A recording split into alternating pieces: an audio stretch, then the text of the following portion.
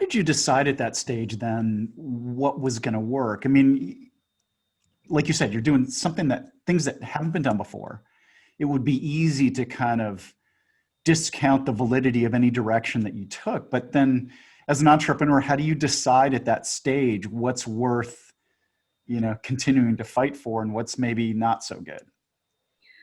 Jeff from day one has been obsessed with his customer. That was his sure compass for every single decision we were making. And in those early years, every decision he made went towards the mission of, as he described it, digging a moat around our customers. He wanted this protection. He wanted them to create this early loyalty experience in them. And I think a great example of that was right before I joined Amazon, he had just recently launched Super Saver shipping. If you remember back in the day, this is when you had to get enough in your basket and then you could get shipping for free. That meant you were spending $25 or more. That was to teach people kind of how to shop online, how to be thoughtful, how to just inching them towards their comfort zone of having this online experience. But then right after I joined, an employee had an idea that then became, through Jeff's wisdom, Amazon Prime.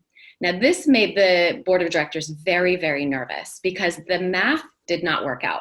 The cost of free shipping overnight for somebody who's just paying for a subscription, again, this is our very first example of a subscription model that I can think of.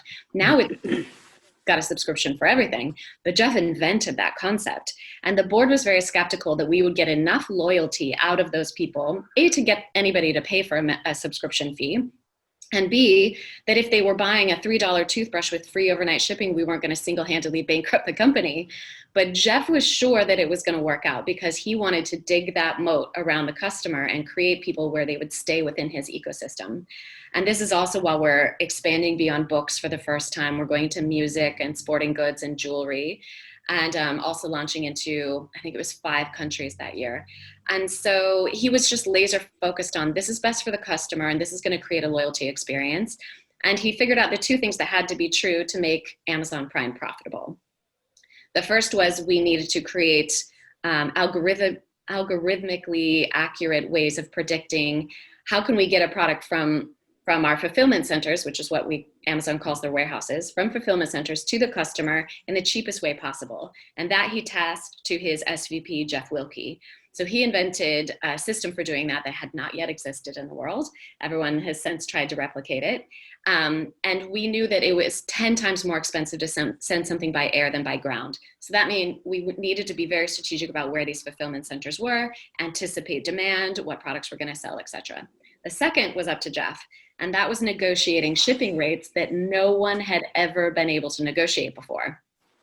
Back then, it was kind of like as if you went into an American grocery store and started negotiating the price of the apples you wanted to buy.